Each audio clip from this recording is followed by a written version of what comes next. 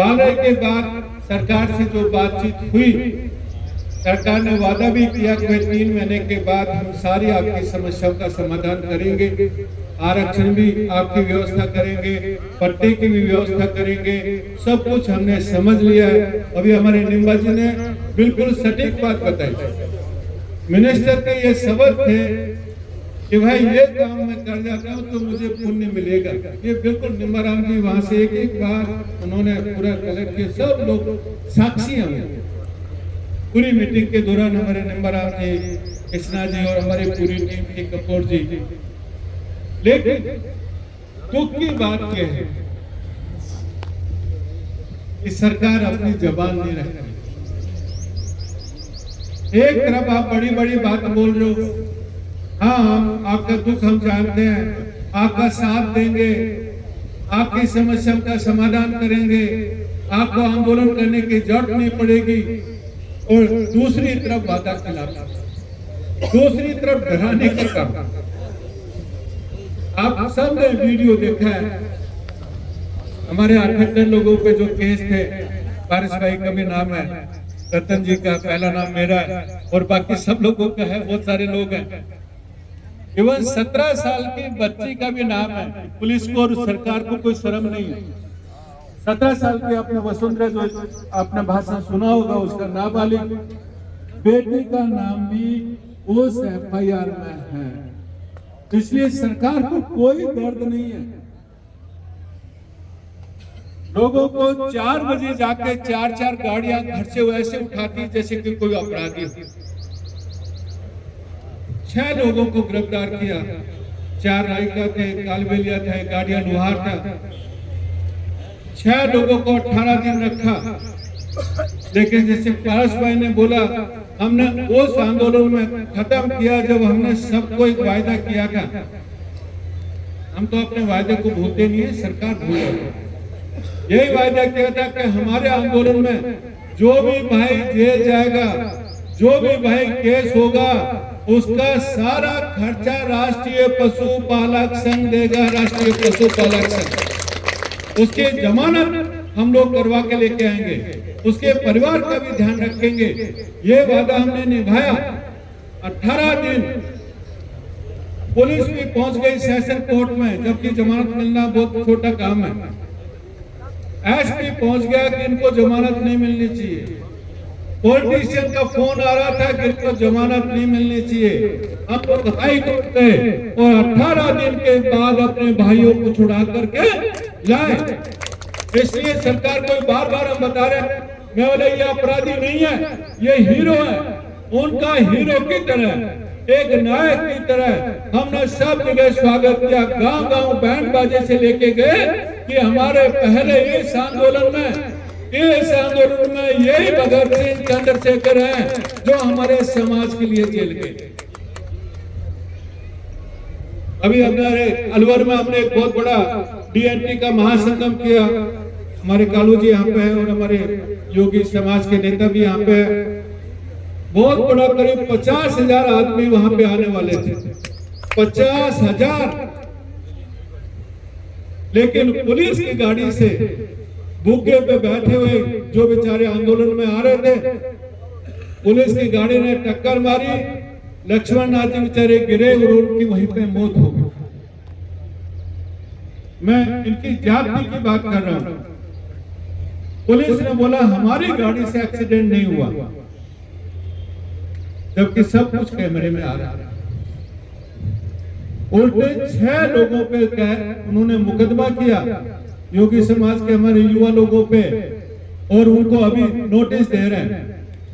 मैं सरकार को यह बताना चाहता हूं, आप इनके 6 पे करो, हमारे 78 पे करो, हो सकता है 200-400 और भी होंगे। लेकिन हम मुकदमों से और जेल से डरने वाले नहीं। हम मुकाबला करेंगे। हम कोई कायर समाज नहीं है, बहादुर समाज है। सरकार को पता होना चाहिए, हम यदि यहाँ बैठ गए, जहाँ बैठ गए, बार रहे आंदोलन अपने इतिहास में पड़ा हुआ है। 32 घंटे हाईवे बंद करवाया, आपने हाईवे बंद करवाया। इसलिए बार बार सरकार को बोल रहे हैं डराने की कोशिश मत करना। डरेंगे नहीं, जिस राह पे चल दिए उसका जब तक अंतिम पड़ाव नहीं आ जाता हम छोड़ने वाले नहीं।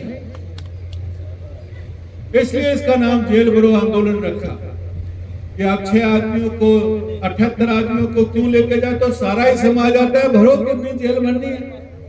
आपकी जेलें छोटी पड़ जाएंगी लेकिन हम रुकने वाले नहीं।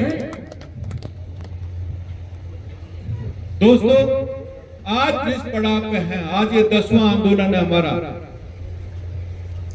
आज हम जिस पड़ाव पे हैं आपको धैर्य रखना पड़ेगा और साथ निभाना पड़ेगा, क्योंकि ये काम ऐसे नहीं है जो 1 मिनट में हो जाए।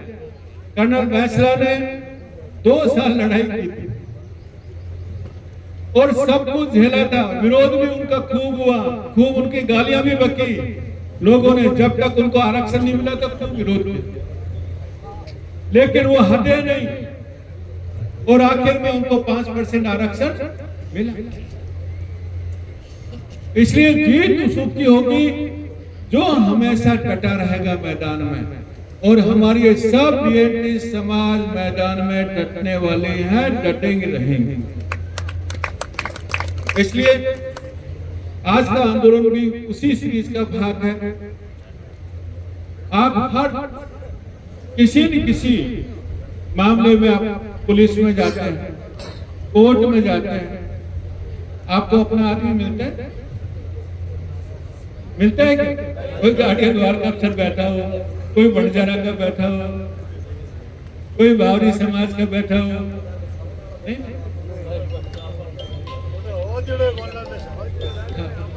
तो सारी जितनी भी पोस्ट निकलती है वो सब दूसरे के हाथों में चली जाए। सुप्रीम कोर्ट ने भी बोला कि इस आरक्षण व्यवस्था को बदलिए, क्योंकि आरक्षण का 2 आधार होने चाहिए। लोकतंत्र है, हर एक समाज का प्रतिनिधि वहां पे होना चाहिए। यदि प्रतिनिधि नहीं होगा तो वो आपकी बात को समझ नहीं पाएगा, कुछ भी नीति लागू कर देगा। आपको एक उदाहरण देता हूं, अभी सरकार ने बजट में, आपको देखिए सरकार कैसे कैसे काम कर रही है, क्योंकि हमारे हाथ में नहीं है। इस बजट में सरकार ने किसी आईएएस के दिमाग में एक शब्द आ गया, कोई आइडिया आ गया, बोले जैसे पैलेस ऑन व्हील्स है ना, ट्रेन का नाम है पैलेस ऑन व्हील्स, बोले ऐसे ही स्कूल्स ऑन व्हील्स चलाते हैं बीएनपी के लिए। कैसे चलाते हैं? Schools on wheels. वो शब्द ऐसा लगा कि वो फाइनेंस मिनिस्टर भी प्रभावित, सीएम भी प्रभावित, कहा बोले ये सही है। दोनों स्कूल ऑफ व्हील्स चलाने के लिए भाई कौन चलाएगा? एक बस हर एक डिस्ट्रिक्ट में हमें देनी है। सब एनजीओ वालों को बुलाया कि भाई ये प्रोजेक्ट हमें लागू करना है। सारे एनजीओ वाले भाग गए। एक तो मेरे पास फोन आया, सर आप ये डीएनटी का काम कर रहे हैं, आप कुछ आइडिया दीजिए। मैं आइडिया कहां से दूं? अरे जो फेल होने वाला है, जो फेल होने वाला है, जो हमारी आवश्यकता के अनुसार है ही नहीं, ऐसी योजना का मैं क्या आइडिया दूंगा? अभी सोचो 44-45 डिस्ट्रिक्ट में एक बस 1-1 करोड़ की लगाएगी, 45 करोड़ खर्च करेगी, 3 साल चलाएगी, फिर वो स्कीम बंद होने वाली है। अरे भाई इतना पैसा तो हमारे बच्चों की पढ़ाई में दे दो, 1000 बच्चे विदेश जा सकते हैं, हम लोग उसी में खुश। लेकिन वो समझने के लिए तैयार नहीं। हम बनाएंगे योजना, आपसे बिना पूछे हम योजना बनाएंगे। अभी बहुत सारे उन्होंने अपने अपने मंच बनाए हुए हैं। जिस दिन मीटिंग में हुई, निम्बाराम जी मेरे साक्षी हैं, जिस दिन मीटिंग हुई, रतन जी बाकी लोग तो ही, लेकिन उन्होंने पूरी एक बात सुनी और एक बात हमने कही। हमारे मिनिस्टर से एक ही बात थी, अरे दाल चावल की योजना हमें नहीं चाहिए, आपका एक भी पैसा हमें नहीं चाहिए, एक भी पैसा। हमें केवल आप आरक्षण दे दो और हमें पट्टे और अधिकार दे दो, हमें नहीं चाहिए। हम मेहनती कौम है, हम खा कमा लेंगे और आरक्षण देने में आपका कोई एक पैसा नहीं, पट्टा देने में खाली कलम चलाने आपका एक पैसा लगने वाला नहीं, राजनीतिक अधिकार देने में आपका एक पैसा लगने वाला नहीं। बोले हमको बिना पैसा की योजना के लिए है, आप कह रहे हो 50 करोड़ 2 करोड़ 5 करोड़ हम दे देते, नहीं चाहिए भाई, तेरे पैसा तेरे पास रख, हमें 3 चीज चाहिए और 3 चीज आप नहीं दोगे तो हम लड़ाई के लिए तैयार हैं। इसलिए हर आदमी इस लड़ाई को अपनी लड़ाई समझे। आपका रिश्तेदार, आपका बेटा होगा, पोता होगा, रिश्तेदार होगा, अरे उसको यदि आप डॉक्टर बनाना चाहते हैं, इंजीनियर बनाना चाहते हैं, अधिकारी बनाना चाहते हैं, तो इस लड़ाई में आप शामिल होइए, वरना वही आपका पोता और बेटा जब बड़ा होगा वही आपसे सवाल पूछेगा कि दादाजी और पिताजी जिस दिन DND का आंदोलन हो रहा था उसमें आप गए थे या नहीं गए, पूछेगा ही नहीं पूछेगा। उस दिन शर्माने के सिवाय हमारे पास कोई काम। इसलिए मैं, जो मेरे भाई यहाँ पे आए वो तो हमारे साथ है ही, जो घर पे बैठे हुए हैं, जो घर पे बैठे हुए हैं उनसे मैं निवेदन करना चाहता हूं कि ये आपकी भी लड़ाई है। अरे पट्टे पूरे राजस्थान में मिलने वाले हैं, चाहे वो जालोर हो, चाहे वो सिरोही हो, चाहे वो नागौर हो, चाहे वो अलवर हो, सब जगह आरक्षण मिलेगा कि एक जिले को मिलेगा? सबको मिलेगा, सबको आरक्षण मिलने वाला है, सबको पट्टे मिलने वाले हैं, सबकी जगह सरपंच की जगह रिजर्व होने वाली है, इसलिए सबकी भागीदारी जरूरी है।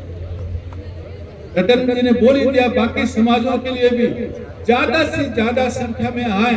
1 जुलाई 2026 अपना भाग्य निश्चित करेगी। उस दिन डिसाइड हो जाएगा कि हमें आरक्षण मिलेगा या नहीं मिलेगा। एक ही सवाल सरकार से लेके जा रहे हैं, ना तो हम बातचीत करेंगे, ना हम कोई ज्ञापन देंगे, बहुत डेली ज्ञापन दे रहे हैं और कलेक्टर के माध्यम से CM को पहुंच रहे हैं, ना हम बातचीत करने वाले हैं, ना हम ज्ञापन देने वाले हैं। हमें एक लाइन चाहिए सरकार से कि आज से आपका आरक्षण लागू करने की घोषणा नहीं होगी तो हम आर पार की लड़ाई के लिए भी तैयार हैं, लेकिन 1 जुलाई मैं बाल राई के लिए भी आया था आपके पास, तब भी मैंने बोला उसका रिजल्ट मिला नहीं मिला। आधी लड़ाई हम लोग जीत चुके हैं, आधी पहले दौर की वार्ता हो चुकी है, आधी लड़ाई हम जीत चुके हैं। सरकार अपने हर आंदोलन को देख रही है। आज भी CID IB सब लोग यहाँ पे बैठे हैं, सारी रिपोर्ट जाएगी शाम को। सरकार यही देख रही है कि इनकी संख्या कितनी बढ़ती है, सरकार यही देख रही है कि इनमें आक्रोश कितना है, सरकार यही देख रही है कि 1 तारीख को क्या ये 1 लाख से ज्यादा लोग ला सकते हैं, नहीं ला सकते।